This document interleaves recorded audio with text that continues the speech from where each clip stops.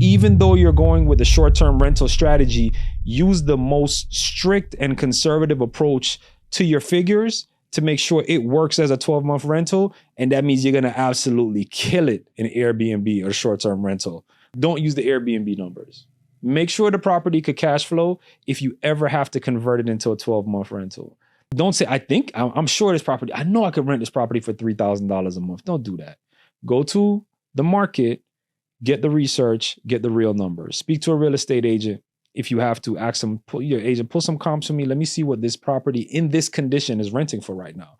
Don't take a property that needs total renovation and try to compare it to a property that's been totally renovated. That's two different animals. The property that's renovated is going to command a much higher month's rent. Be realistic and be conservative on purpose. If your numbers work, when you're conservative, you're going to win every single time.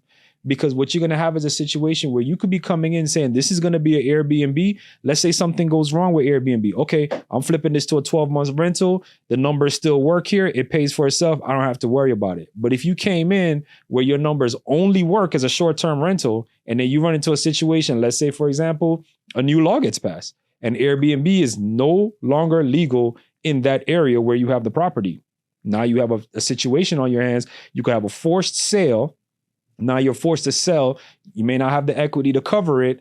A lot of things could go wrong. There's so many things that could happen there. So my recommendation is, even though you're going with a short-term rental strategy, use the most strict and conservative approach to your figures to make sure it works as a 12-month rental. And that means you're going to absolutely kill it in Airbnb or short-term rental with that property if the numbers work as a 12-month rental. That's how I would recommend that you approach it.